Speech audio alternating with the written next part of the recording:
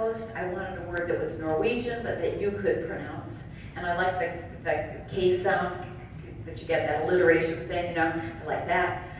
I'm going to jump ahead because I want to double check my time. Do I have 5? I think it's going by fast. Hopefully I'm not boring you to death. Stories really are all around us.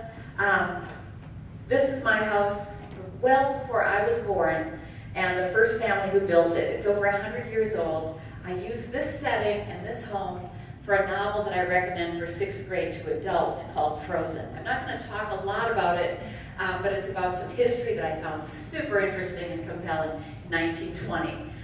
Here's what I look at, and I can look at this lift bridge where I live. It connects Canada with the United States. Here's a picture from back in the early 1920s. And this is the novel that came out of it, about a girl who was found at 5 years old. She doesn't speak. She's found in the snow beside her mother. Her mother is dead. And she doesn't speak for 11 years till she stumbles upon some photographs of her mother. And that starts to bring memories back of what really happened that night that her mother died. It's about a girl who has to find her voice in the real sense. She has no voice, and has to learn to speak out.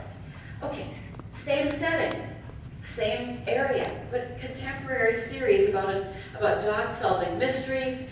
I live in a place where dogs can roam free as long as they're registered in this building in a big book called Doggy Mugshots. Every dog where I live has a photo of itself, a photo of its owner, and I use my own dogs as the stars of the series. Kito's such a smart dog, he's part Chow Chow, that I decided he's the only dog in the village who can read, but he doesn't want to be a show-off, so he keeps that to himself.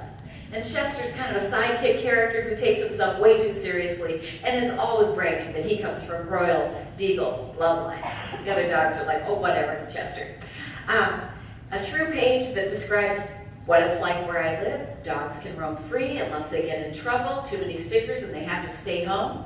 And you can see the 6th series that the illustrator has captured, my very own dogs, other dogs as well. They form dog watch, kind of like neighborhood watch. And they have to solve lots of mysteries.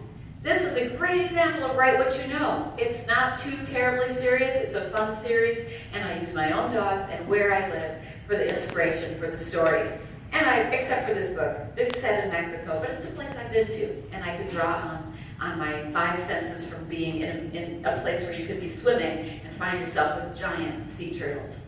Questions, comments, before I just start to wrap it up? Yes? Favorite book? I can't pick a favorite. It's always the one that I'm working on right now. I like the challenge of writing something new. That it always stretches me. Books stretch us. I think that gives us more empathy, the ability to step inside the shoes of somebody else and see from their perspective. Really quickly, American Girl books. Some of you know that I wrote for American Girl. I told you how I started. Did jungle research to write Jess. Did Chris's Stand Strong about bullying in a way that would make bullying stop. She's on the swim team. There's a movie that goes with that. A lot of schools show